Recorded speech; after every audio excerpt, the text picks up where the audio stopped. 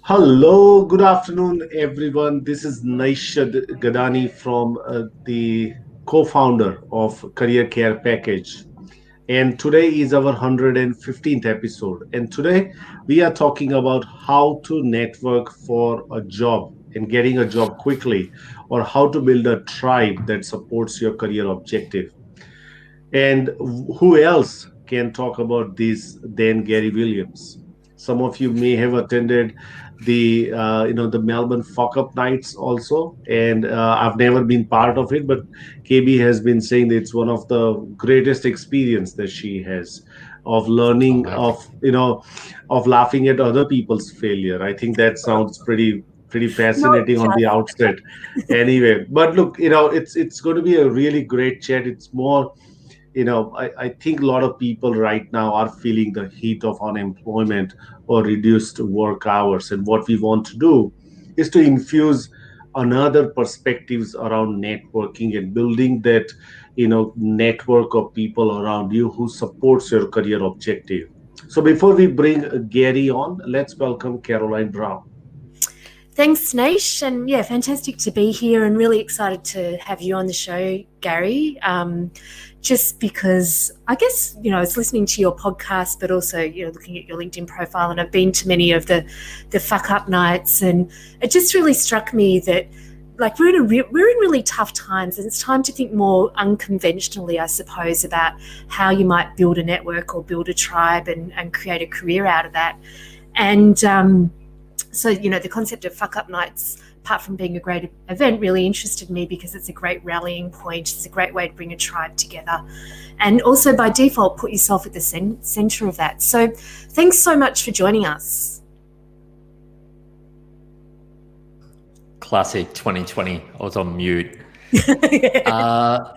My pleasure. Thank you very much for having me. I appreciate your time and appreciate you asking. I'll begin before sort of like launching into responses and that. Again, with just sort of an acknowledgement for the traditional owners of the land. I've had a really enjoyable sort of experience in recent working times with getting a bit more involved in, I guess, Indigenous engagement and education through some of the work that I've done. So, and I always find it an important thing to do before any time I sort of speak, just to acknowledge that it's an important thing that that I'm aware of. Yeah, fantastic. Thank you for that. So let's launch into it. Yeah, let's launch into it. So tell us about, and it's a terrible question to start with, but I guess really interested in what you're up to now and what you're actually working on at the moment, and what's fun about it. Yeah, look, I mean, it's very varied. I don't want it to. It's a lot of things all at once, but they're almost sort of packaged up into an overall, way of being, etc. So I'll try not to be super vague. I think that I do a lot of things. They do all correlate and sort of overlap with a number of things. I do have a job, and I do also acknowledge that whilst I'm talking about some things that would give off the perception of a lot of freedom, it does all correlate with each other, but it is quite a let's call it, it's quite a fortunate way of working, and I'm talking about a lot of engagement events, etc. Not everyone or a lot of people would have the capacity to do this type of stuff based on, I guess, the freedom or should I say, a support of, say, an employer, or that it's understood that that's part of your way of operating. Does that make sense? Absolutely, yeah. Yeah, but it was never all this way. I still remember sneaking out of jobs in the past to go to job interviews, and making up lies as to where I was on my lunch break or why I was half an hour late. So I've been at all parts of it. But let me just say, in the most simplest way, I have a hugely network focused role that basically gives me great insight and knowledge of the entire, definitely Melbourne and probably Australian technology startup and probably beyond creative ecosystems. Yeah. Okay. So what does that mean? Like, what are you working on at the moment? So I do look. If we were going to, let's start with what I do as a job. So currently, I work for University of Melbourne in basically an engagement and strategy and partnerships and operations and type capacity. I have a small team around me, but we're working on an innovation precinct, which is launching in 2021. That'll be located on the corner of Swanston and Grattan Street. It's called Melbourne Connect. It's on the site of the old Royal Women's Hospital. And it's basically a development project that University of Melbourne and Lendlease have entered into to essentially house groups like Melbourne School of Engineering, a Melbourne Accelerator Program, a cultural institution named Science Gallery, which is a global one, aimed at engaging 15 to 25-year-olds in STEM. Wow.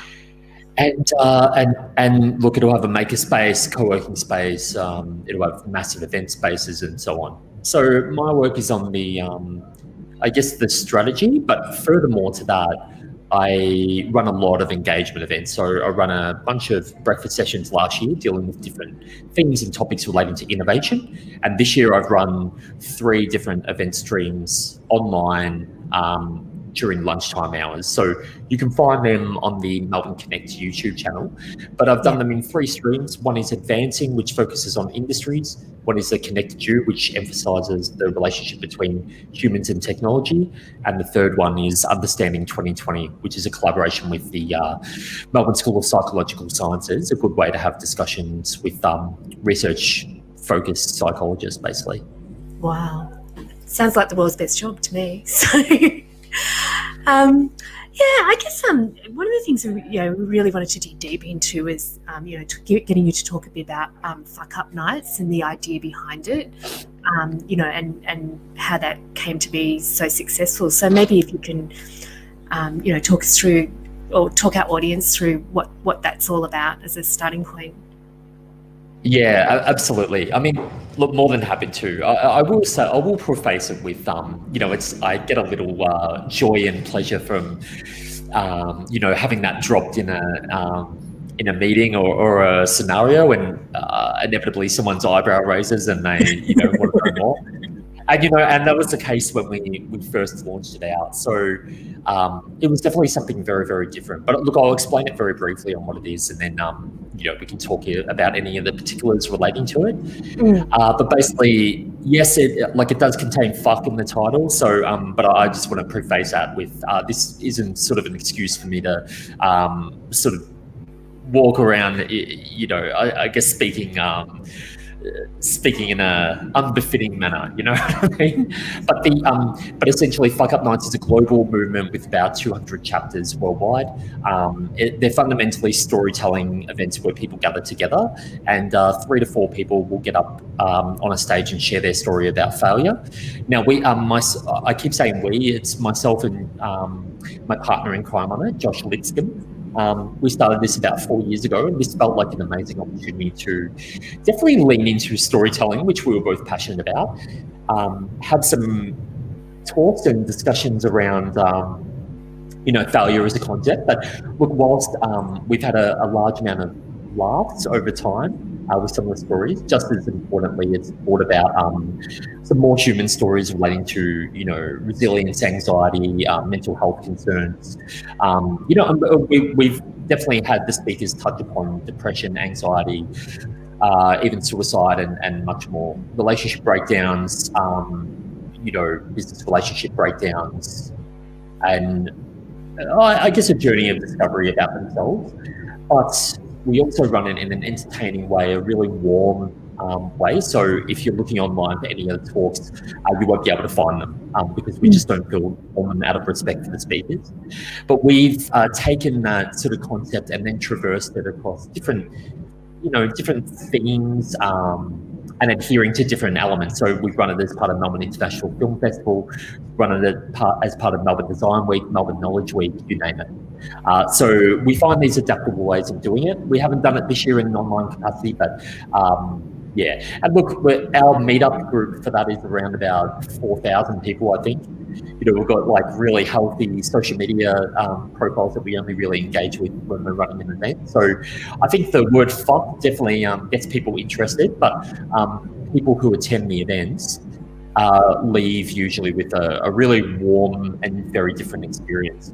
How is it business networking? I don't know if I can really explain it concisely, but it definitely is a way for people who attend to hear a very different story from people that are speaking. And we've had some incredibly high profile people speak on it from all over the world, down to people that very much sit in the background and aren't as well known for their work that may be predominantly digital. And we find a great platform to put their stories up on. It's amazing.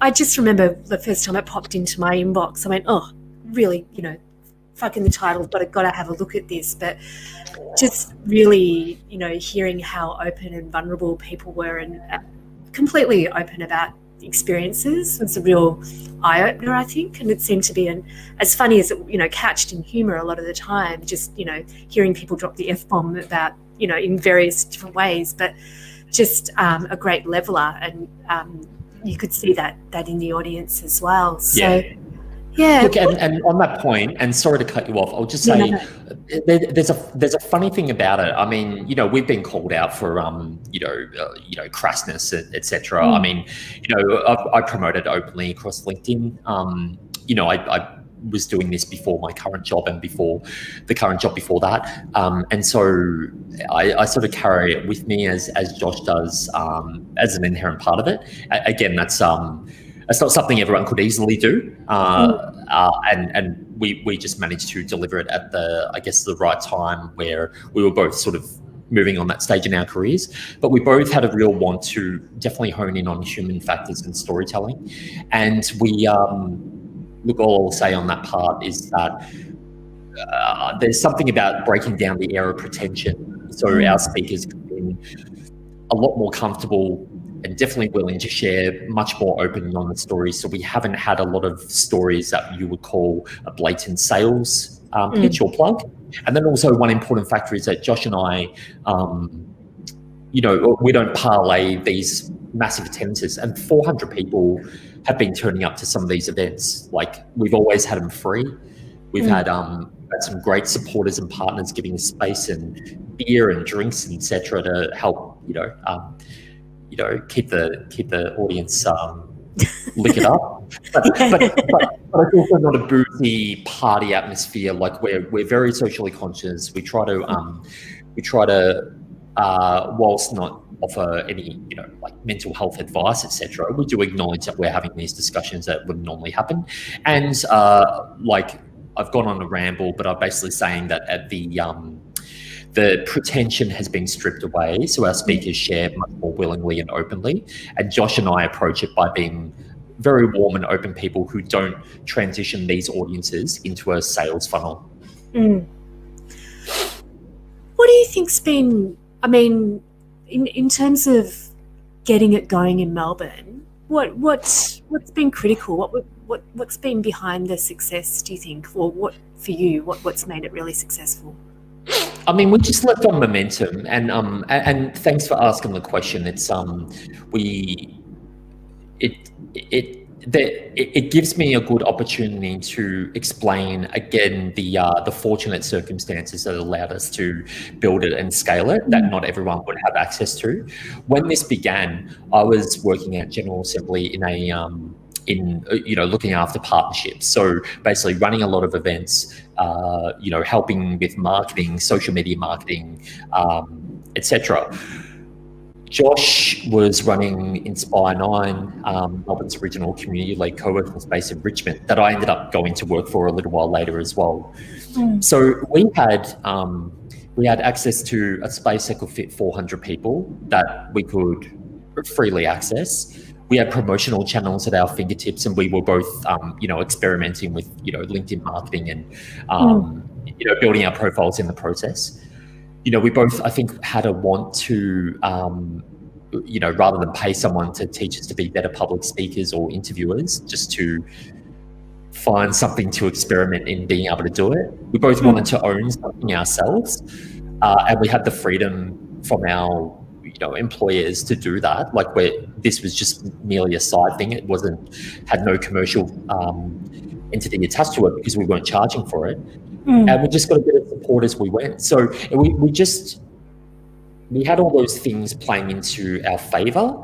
But having said that, many people can self-start and do that engagement thing. Just obviously, fuck up nights is probably one out of the box.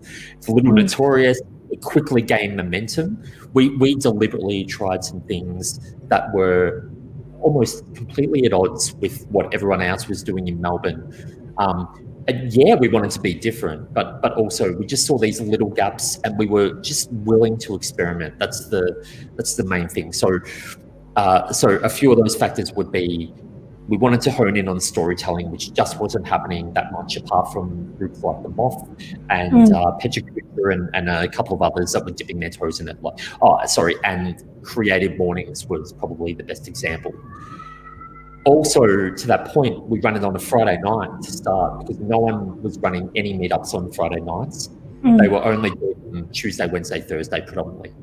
And we had fuck in our title. We were getting people who were from very, very different backgrounds that wouldn't maybe have the opportunity to speak on panels on the regular. So we had all these things coming together, and people just sort of latched onto it. I think about 3 events, but I learned something great from there, which is when people sort of asked me advice on what to do for starting to do these engagement events or put themselves out there, which is definitely to plan 3 activations, not pour all your energy and effort into one. Because if you continue to build that momentum afterwards and have somewhere to push people to, like the next one, that definitely comes in your favour. Yeah. Sorry, Nash, you look like you're wanting to jump in on something. No, I just wanted to acknowledge Imtiaz and Amit. Amit's been saying that most people think they have a lot of troubles till the time they meet someone else who is more fucked up, and people realize to level up. I think that would probably be right. Gary, what I want to know is that how it has personally helped you, in your career, because ultimately, not that you start off those things to gain a personal help in your career or in your endeavors, but it does kind of has an outcome to that. What are some of the things that it has helped you with? We're not talking just about the jobs, but about the different skills that you've acquired over a period of time, different networks that you have built. Can you share a little bit more on that? Look, the benefits are plentiful. I mean, it's been an incredible experience. I'll preface it. I've got a background in being in bands and being very comfortable doing this sort of the MC thing. Having said that, Josh, who's doing it with me, did not have that. And, he's just really, really coming to his fore in that sort of environment. I think he's an absolute, sort of natural in it. So that's been amazing to see. The benefits gained from it look, they're probably too numerous to mention. And whilst we're talking about like a fuck up nights context in my context, which is, has been sort of like really life changing in many ways. I would advocate for something akin to that, and not that fuck in the title or fuck up nights is the secret sauce to it. So the benefits I've gained, I alluded to it a little bit more like before, but from an interview or hosting or MC or public speaking perspective, it's sharpened me up immensely, and it's made me a far better speaker and interviewer. And now I run a lot of online events, doing a very regular interview, and it's helped me immensely. It's also helped immensely. I've just launched a podcast project, which we can speak about soon. But again, it's helped me immensely in that regard. So I couldn't define exactly when. Like, it wasn't a case of like I ran some events and then all of a sudden I was something good where I hadn't been. But I was definitely willing and open to approach it head on. Like, I'd say more that the things I've learned from it. I mean, I've definitely learned about the concepts of scrappy marketing and being able to get people there. I've run it in a very punk rock way. I've not wanted to.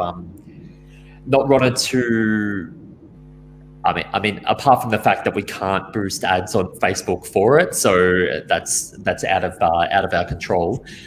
We've wanted to do it very DIY and get people there. Always keep it free. Never pay to market that. Never sell our soul in it, so to speak. But I'll go back to what I learned at the start. It's definitely given me a lot more perspective on the world and helped me to understand a lot more about some really important issues, and that relates certainly to mental health aspects, of which I've openly struggled with myself in the past, as plenty of other people have. But furthermore to that, just understanding, about human connection, social issues, privilege, white privilege, a number of other social factors that have been addressed in in our events relating to gender or age or sexuality and much more. So, it's been the greatest learning experience of my life, to be honest. What did you learn about people? Like, is there any one story that's emerged from that night, those nights, that's really resonated with you as a great lesson to take away?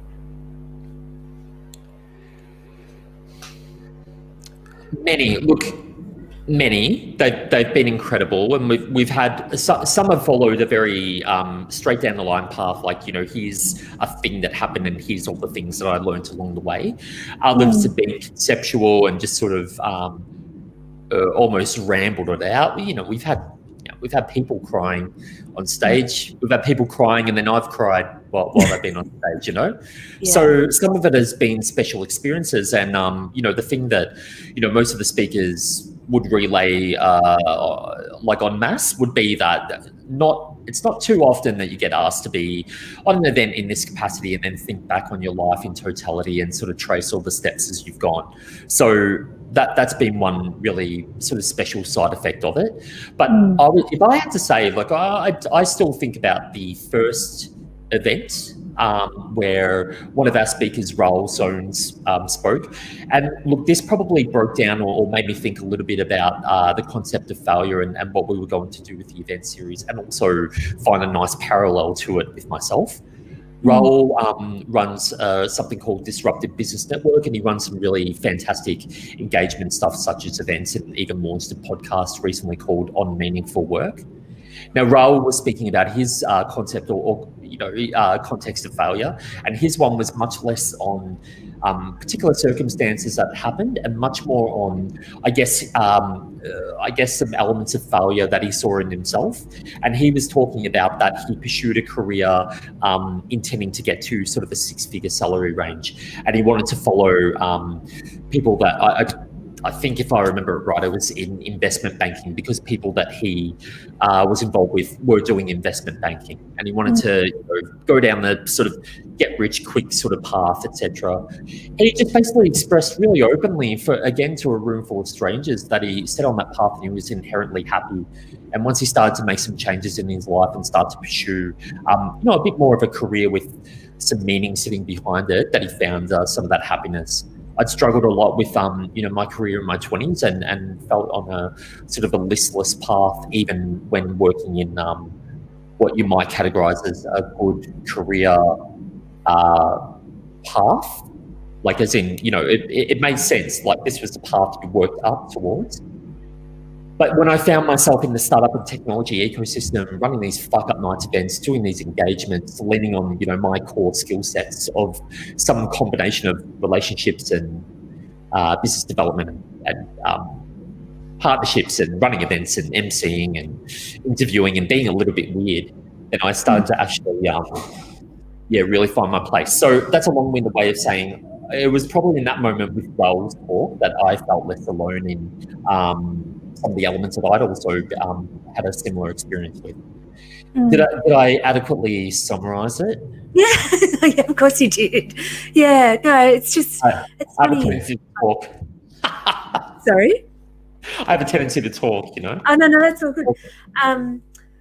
Yeah, it's funny, isn't it? It's where you find your tribe as well, and you find, like, in those stories and those people, and, I reckon most people stumble through great chunks of their career, and some people realise they're stumbling, and some people don't ever realise it. So those stories are really powerful around that.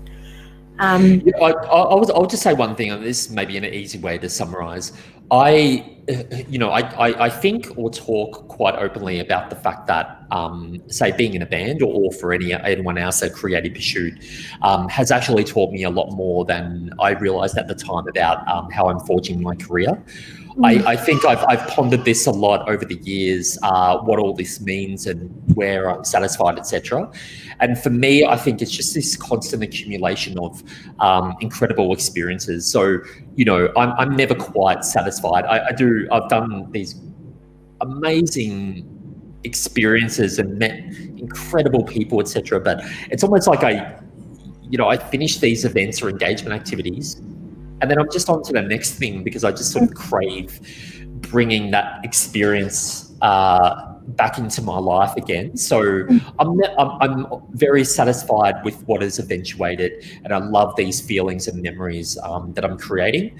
But it's not necessarily bigger and bigger and bigger, but it's definitely what's the next thing that really piques my interest.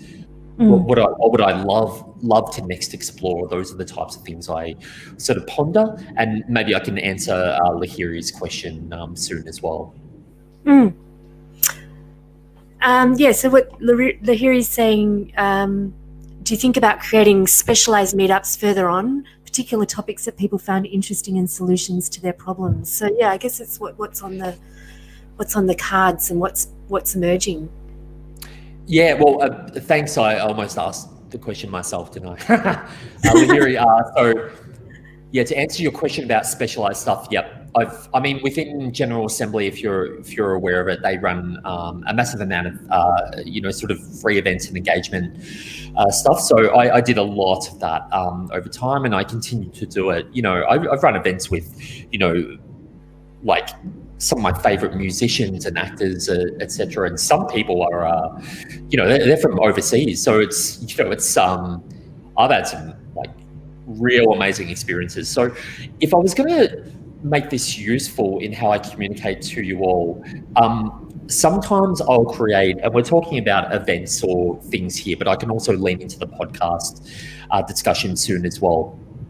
So sometimes I'll want to focus particularly on a theme. So I might have a real interest in, let's call it music-focused technology, or sex tech, or the future of cannabis industry, or maybe Melbourne's movers and shakers, who etc. So I might focus on a theme and then curate it from there, because curation is my thing. It's what I do. It's what I really love doing. I love the satisfaction of aiming for the people that I want to see on an event or in a thing, and then locking them in. That's more of a thrill than the actual event itself, I would say, which is quite stressful. But I theme it around a theme, or I focus it on a person and I build it around them. And that's pretty much as complicated as it gets to me. There's a large amount of creativity. I don't overthink these things. I have a want to continually engage. And maybe if I could sort of categorize myself or draw some associations, there is a group of people, within, Australia, Melbourne, which is where I'm based, of course, that genuinely just love engaging with people. And they might be creating a podcast or running meetups, etc. I mean, it definitely helps in your career and helps with networking and meeting new people and doing all that. But we love it. We love it. We'll just keep doing it. And once we're done with that one, we'll move on to the next one. We've got the freedom, and we sort of understand a little bit just by going like this, like put the finger in there. That feels right. I'll go do that. This will be a fun thing, and that's yet another thing as part of my portfolio, basically. Have you had really unexpected opportunities come for you, like where you've curated an event, it's been on one topic, but something fantastic personally for you's come out of it in terms of a job opportunity or a even business opportunity or something like that? Look, yes. Yes, it's happened multiple times. Like I mentioned, I've met some of my heroes. I often, if I had to say it easily, let's think of someone. Let's go for Oh my God, I'm trying to think of a good example that would be. Let's say Mike Cannon-Brookes. He's well known in the tech industry, etc. Now, I haven't done anything with Mike, but I could go to Mike and say, Mike, I would love for you to be on an event sometime. What do you reckon? And if I found the pathway through to him, and I've got a reasonable expectation of what would happen there, either no response, maybe, or a polite brush off or whatever. Now, for me, the way I approach these things when I'm I've curated it, I've got it exactly in mind who I want to participate. I go to them and it's I'll absolutely exhaust them, but I almost go in with an expectation that that they're participating, because I come in and I go, let's say it's not Mike, it's Michelle now.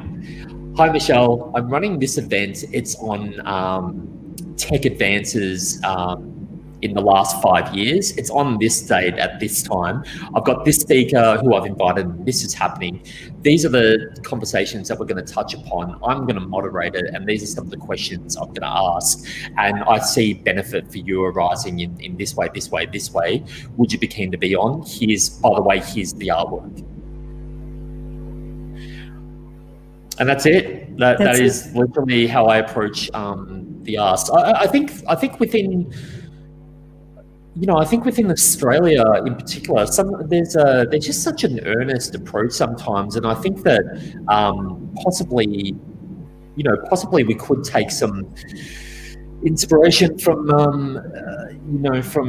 American people sometimes, and just being a bit more forthright about what we like, but also by the same token, just coming out there with the benefit that you can bring to these people. Now, I know if we were going to talk contextually about creating meetup groups or engagement events and starting from nothing and building an audience, that is definitely hard and a challenge. And if you achieve the challenge of getting a top speaker on that event at the start, good on you. Fantastic. You've already cut straight to the chase. But also, you could easily go for that big person for your third event. You built the momentum up and showing the value earlier. And so, whilst easier said than done, I'll talk about some marketing tactics, like with the podcast, for example. But I'll do anything to fill that room, up to a point of paying for a lot of marketing, basically. And so I'll utilize LinkedIn as a sort of a growth mechanism, and extend the reach, and gain an audience and views on posts, and that sort of just generates an audience from there. Now, Lahiri, I'm going to address something which I didn't actually do earlier. Yes, I've created many specialized meetups that focus on those things that are my own, as well as for employers. And I'll say that some of those things fall under banners such as Melbourne Tech, and one coming up soon, which I'm really excited about, which I don't care about sharing. It'll be called Product Hunt Melbourne, and it's going to be, I think it's going to be an epic way of engaging people online. It's going to be a really interesting way of getting people engaged again to share the things that they're really excited about, and that could be a business product feature or something else. And I'm going to go for it and see what happens from it, because I'm not obsessed with it lasting forever either. Wow. So the podcast, Gary, tell us about the podcast. Unconventional career paths. So it is a plug, but it's a nice fortune timing. So I've set up this DIY podcast that has taken me bloody ages. It's been a nighttime weekend project. I need some forgiveness from my wife in some ways, but I had this plan or vision for a podcast. Now, I'm not obsessed with being a podcaster.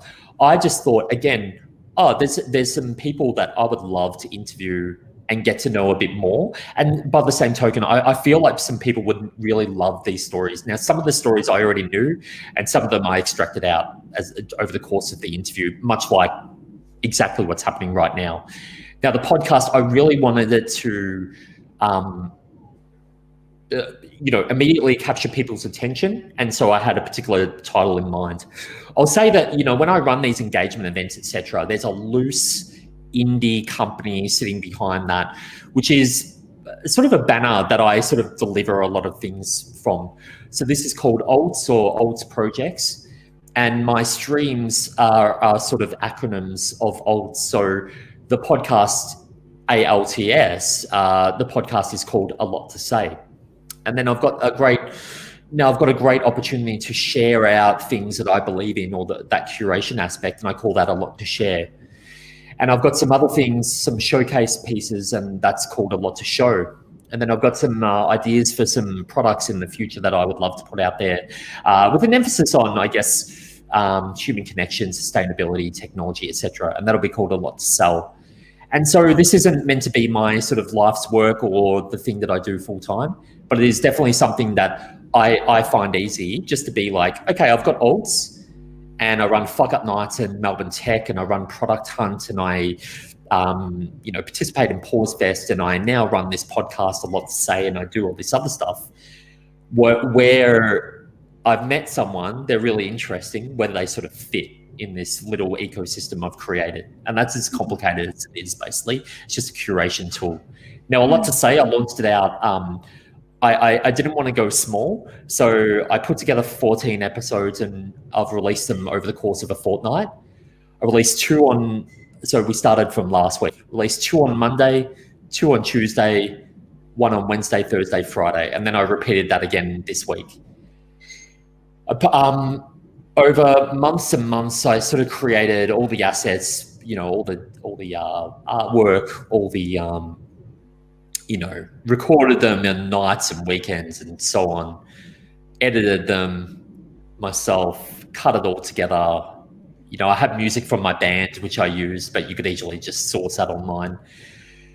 Edited it all, did all the show notes, communicated heavily with all my speakers, tried to bring value, basically planned out social media for every one of them. And I'm promoting across 4 to 5 different channels, plus email newsletter sends, plus meetup group sends, and so on. And then I just fucking went for it. Like, you know what I mean? Like, I'd mapped out exactly where all my LinkedIn promotion was going to happen. And I just stuck to a plan. I wasn't concerned with whether I got the mass amount of views on this one or this one. But I started engaging with LinkedIn a little bit prior to it. And I just started engaging on there, asking open-ended questions, asking about things I was really curious about. It helps me to understand some potential future speakers, but it also helps me to engage heavily. It's not, there's no underlying thing, but if I engage with LinkedIn basically every day, and particularly on things that I'm not posting links in, and just engaging heavily like that, just increases my engagement, my organic reach and engagement, so that when I do want to promote something that means something to me and that I want eyes on, then it's going to get that audience. So A Lot to Say launched last week. On Thursday, it reached number 12 on the careers charts on Apple Podcasts. Wow. And then today, it reached number 5 on the careers charts and number 35 on the business charts.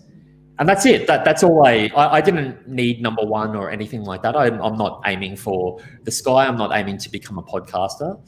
But, how did I get there? Even yesterday, I said, by the time it gets to Wednesday, I'll have done 12 episodes. If I contact, just like in my band days, if I contact 30 of my friends or contacts, and I ask them, I need this one favor from you. Can you subscribe and download every one of those episodes? Because I've got a feeling if you do that, it might sort of rocket it up. Now, if I look on, and that's what happened. So I had this, they call it the hockey, the hockey curve. So I looked at my graph, and it's gone.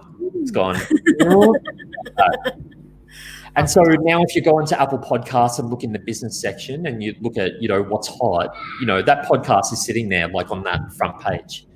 And, for me, that's just one little experience for August 27th, 2020. Yeah. Wow.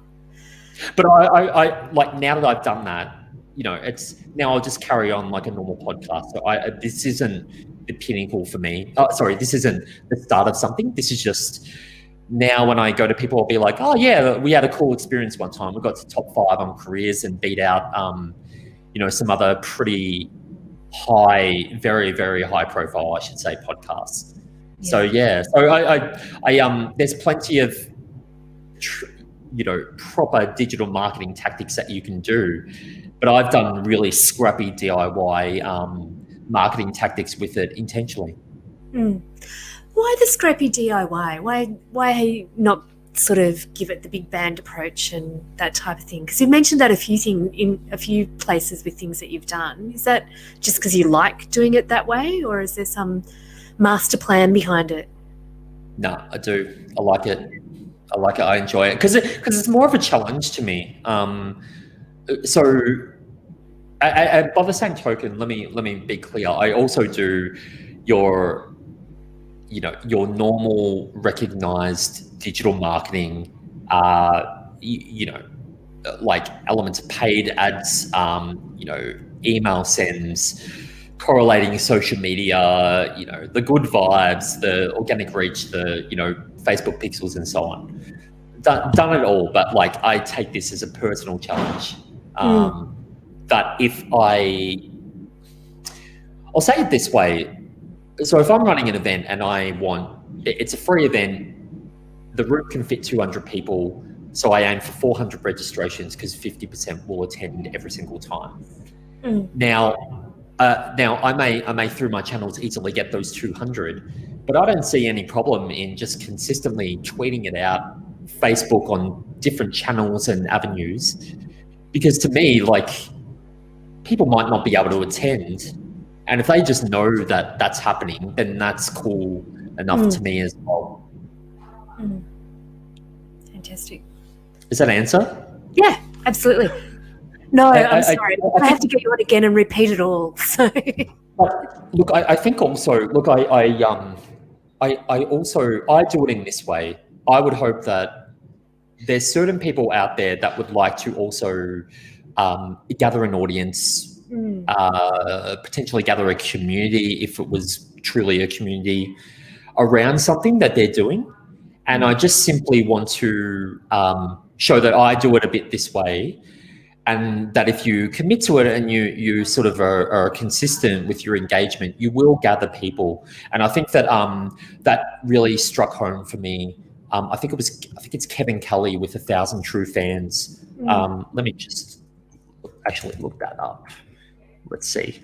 I think it's Kevin Kelly, who was formerly of Wired.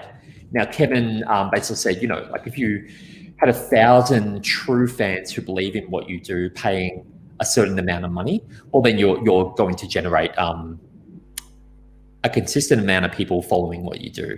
And that was voiced to me by Kai Brack in an interview I did with him. He runs the incredible Dense Discovery newsletter, which is my favorite weekly newsletter. I focus on science, technology, human behavior, and more. And he also creates an incredible print publication, Offscreen, which is an independent print mag. So hope I didn't go too off topic there, but I just believe in that concept, and I just like bringing people on the ride. And by the same token, there's a few people that I take a massive amount of inspiration from. So is it you wanted to ask a question, Nish? Okay. Is it the like just in that kind of tribe building? Is it the idea? Is it the starting with the good? Like, is it the strength of the idea that makes it easy to build the base? Does it have to be, a really? I think for people that are watching this, we're trying to encourage them to think differently about how they might network, for example. Yeah. Because there's nothing stopping anyone from doing the stuff that you're doing. But, what's a good starting point for people, I guess, is what I'm trying to say. Look, if you haven't picked up yet, like I'm quite brazen. Like I definitely go out there. I definitely approach things with confidence, but I'm a very warm person. Like I sort of, whilst I set these personal challenges for myself, even to the point of like, one day, and this is about 4 years ago, I was like, I wonder if I could do Melbourne Tech. I wonder if that would be a thing. Like if I could do Melbourne Tech. Now that's I ponder this like quite a bit. I'm like, that is so arrogant. Like, I'm gonna run the thing that's the technology of an Australian major city, by branding. It's like, but no one else was doing it, and fuck it, why not? I think that, and I sort of broke my promise because I think I said at the start I wasn't going to be swearing, and I ended up. But I guess if we're talking about fuck up nights, there it is. Look, I think it's really just about a few concepts. I don't want to preach and prophesize. I will say though that my DMs are open. Like, people hit me up all the time through LinkedIn, and I always sort of, whilst I can't always get back to everything in a really timely manner, I remember what it was like when I was trying to find my way into a career that I loved, and I found a massive amount of difficulty in doing so because I couldn't verbalize what my main strengths and core skill set was. I had a broad career. I was terrible in interviews. I sort of like, it was all there, but I knew that I could do certain things well, but that career was not apparent to me. So once I started on a path of investigating user experience, which was something that really appealed to me because whilst not a designer, I loved design. I loved psychology and I loved technology. Once I started investigating that led me to going to study at, like returning to university, then finding about some adventures, then started attending meetups that Startup Victoria and General Assembly were putting on. Then started to meet some people, got incredibly inspired by a couple. And then I ended up being like, well, the most efficient way for me to do this would actually be to take a job at General Assembly. So I'll just keep on top of that.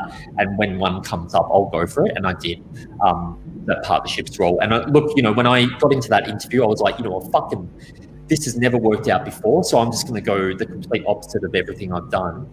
And so I just told some really honest stories about myself. I started talking about my vision for programming, which was very different to what they might have thought, but they latched onto it and they liked it. So look, if I had to summarize, I would say that what I've lent on based on intuition over and over is that my intuition is the starting point, and then people can correct me if I'm wrong in regards to themes, speakers, or add to it, collaborate on it, and so on. But it needs a starting point. I try to make that starting point niche, not general. So that's one thing. And I won't talk about that forever, but all I'm basically saying is that if I ran an event called How to Digital Market, and if I ran an event called The Leading Digital Marketers in Melbourne in 2020, no, sorry, that's a bad example. Digital marketing to gather your first 20 paying customers, that's going to get me 20 customers, let alone the audience that I'm seeking. But the other one will be vague and probably, I would hazard a guess at a 10% engagement, true engagement in that audience. Yeah, that absolutely makes sense. Naish. Like Hello. I embrace it and love it. You're going to get years behind me. Can I just say, whilst you're asking me a question, I'll talk about LinkedIn marketing, because I know you want to talk about that. Working LinkedIn marketing. Is that what you wanted to ask me about? No, I think one of the things that we wanted to ask you, Gary is around right now, and people are really going through some very tough times right now. Yeah. What are your suggestions to people who are struggling to find work, and also in the context of networking, in the context of how do you go about and reaching out to people? I really like that idea of really being firm and reaching out to people. But when you've lost that sense of hope right now in last 4 or 5 months, when you're sending applications out, it's too hard for people to pick up a phone call and have a chat with someone. What are your kind of observations around that? I don't want to be too obtuse with this. Like I'm very, very cognizant and aware that some people are without jobs or incredibly anxious about the fact that they may not have a job in the future. I mean, I'm not going to lie. I'm not sort of like, I wouldn't say with 1,000% surety that I've got my job forever, etc. There's my son. What I will say is that it's you're not going to know if you don't go for it, and there is no.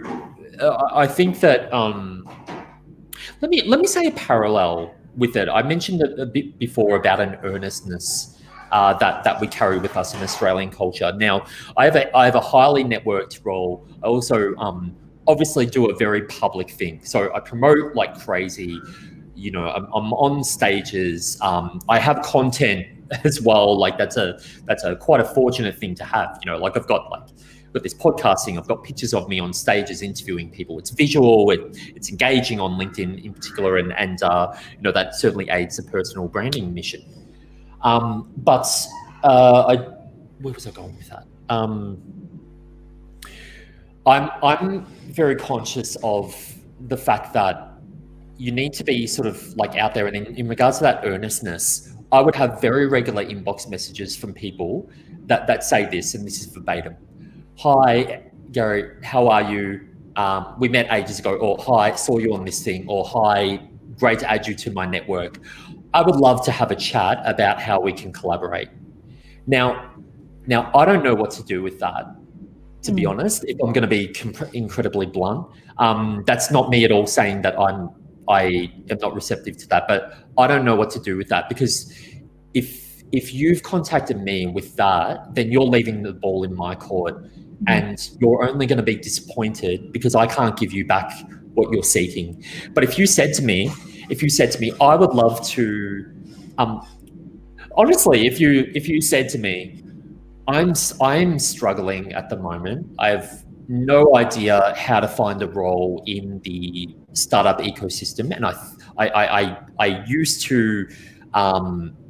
to lead teams, and I think I'd be really good in this, but I don't even know where to start about finding people that are doing like-minded things. Myself or others, if you put that question out 10 times, if I had to hazard a guess, 5 of them at least, out of the goodwill of their heart, particularly during these times, will come back with something. At the very least, a link or something to direct their attention to, or my heart bleeds for you my heart bleeds for you. All the very best. Like, just stay positive and stay strong. But that is not voiced, and not often enough. I think that yes, I have gathered some interesting experiences for myself, but I'm very direct with what I would like to achieve and the benefit I'm going to offer that person as well. Now, in these circumstances of seeking jobs, you may not feel that you have a lot of benefit to offer someone, but there is nothing wrong with carrying your what's the word? I'm not usually lost for words, but let's just call it being very open with your feelings and carrying a certain amount of bravery in approaching people that you respect and admire. So lean on people that you know, certainly. And if you need help, ask people for help. Please just ask them for help. But you can very easily, by the same token, go down the Twitter rabbit hole. There's mountains of content to get inspired by, but if you need something directly, ask people and ask them directly. I'll tell one tiny analogy, because I know we're getting towards the end of the time. When I was in university, I'd gone back to university intending to skill up and progress in my career. I then consequently found out that I wanted a whole another career. So I got through that schooling and then got that job at General Assembly right at the end. They had an open day one day where they had a bunch of speakers from the technology industry. Someone from Microsoft spoke at that event, gave an incredible talk, and I went straight up to him afterwards. And I'm confident, but I went straight up to him afterwards. I said, that talk really spoke to me, and so thank you so much. I've been so lost lately. I just don't know what I want to do in crew, and I can't explain it properly. He said, connect with me on LinkedIn, and we'll get chatting. So I connected with him on LinkedIn because he bloody told me to do so, and sent him a message. And he came back to me and he said, I had this thing. There were 400 people in that lecture theatre. He's like, I would have spoken to 60 to 70 people after that and I said the same thing. Get in touch with me over LinkedIn, and I'll try help you out. And he's like, and you're the only person that contacted me. And I think that just like, you know, I've sort of never forgotten that. Like, it's just, that's why I follow that intuition. And whilst I'm very respectful of people's time and I don't pepper people constantly, I'll take a cue. I'll contact them and then just leave it. If they don't get back to me, that's it. Like, you know, but if I'm direct with my ask and they don't get back to me, that's fine. Like, I'll just sort of move on. It's funny. That it's so encouraging that you say that, Gary, because I know that people are too scared to do that, or they don't think that somebody will respond to them, but you know, they do. And like, we've had a few people on talking about careers and around this thing of, you know, just ask. And I'd love to start a movement on LinkedIn where people just put a hashtag, which is just ask, which means you can just ask and I'll help in whatever way I can. And I think there's a few Facebook groups, if this is helpful, because I'm very aware sometimes that I'll talk in generalities and not give you something like specific to look into. There's a few Facebook groups. I actually don't love Facebook that much, but I do really enjoy a few micro communities on Facebook, and I highly recommend joining them. Now, Melbourne startups or Sydney startups or your respective city or wherever you're from, they have Facebook groups. Now, within there, if I had an inclination of what I would do if I was seeking a job, etc., and I had nothing to lose, then I goddamn write a post in Melbourne or Sydney startups, and I'd say, I don't have a job and I'm looking for a job. I can do this, and like, if you could help me, that would be amazing. See what happens. But there are other ones, and again, that's why I lean on niches, which is, if you go into like, a good exercise would be open up Google, open up your browser. You don't open up Google to then Google. Open up your browser, type in Meetup.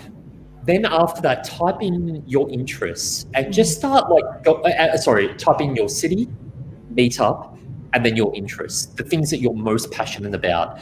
Because I've found that if, like, one specific example, if you're interested in psychology, for example, one of the best meetup groups out there is UX and Psychology. It's incredible. It's fantastic. In there's a really focused, dedicated group that are all interested in human behavior, UX and psychology. Now, they don't all work for the same company or do the same thing, but there's your, I don't like saying it, but if you're going to coin it as a tribe or a group or a community, that's your group. So that's one tangible thing for people to exercise if they wanted to get curious. You can do that over and over, but a couple that come to mind are UX and Psychology, Product Anonymous, if we're talking tech, and then obviously going to Startup Victoria engagement events is something else useful. Yeah, fantastic. Absolutely. I think that's really, you know, I think that's what demonstrates is this ability to go and ask people, you know. And I'm reading a book called Humble Inquiry, and you know, the book is all about don't tell, ask, because telling really puts people off. Asking always encourages people. It's a fascinating book around how can you really build, you know, deeper and more meaningful, you know, relationship with people, you know, by asking. So you know, thank you, Gary. Look, you know, thank you very much for joining us and sharing some of your, you know, thoughts. I'm pretty sure if my dad listens to this podcast, he'll probably, you know, won't even want to talk to me for a week because of the profanity that we have used. But I'm pretty sure that I'm pretty sure. Thank you very much. Yes, I've put a link in the comments. Does that come through to everybody? Great. Yeah, so it will go to everybody. Yes, absolutely. And you know, we will also take that out, and if required, we'll you know, keep it with us, and we'll use it when you know, where necessary. KB. I mean, feel free for anyone to you know, get in contact, you know, touch base via LinkedIn, etc. That post, for example, this is, I want to give some tangibles so that you've got it, and this will take all of 1 second. All I did on a Saturday was ask some questions because I was, it was saying it, I'm genuinely curious. Now, you'll have a look at that post and you'll see 40 40 likes or engagements and 33 comments. And I moderated that, like in terms of like, I engaged with anyone who wrote in there. But the amount of views that had, that's 4,153 views. That's it. That's popped up in 4,153 people's LinkedIn timeline. So that's an example of using it. And if you ask questions or just simply continue to engage through LinkedIn and you ask what you're seeking, you might be really surprised at the questions. At the answers that come back to you, privately or publicly. Yep. Thanks so much for joining us, Gary. It's been absolutely fantastic, and I think everyone's got a really different perspective on what we've been talking about, more conventional ways to build a tribe, build a community, network, build a career, and touch on a lot of different topics. Yeah, and this might resonate. The podcast focus is unconventional career paths and the projects that consume people. Yeah. So, it sort of says it in the thing, and it's as broad as anything, but it's a lot to say podcast. Check it out. I think you might get inspired by some of the stories. Fantastic. Tomorrow we've got a session which is Ask Us Anything About Your Job Hunt. If you want to appear on the show and ask a question live, please do. If you want to send us a question beforehand to cover off, please do. Please follow the hashtag Career Care Package. If you're watching this on YouTube, please subscribe, and we'd love you to give us the thumbs up. And I'll hand it back to you, Naish.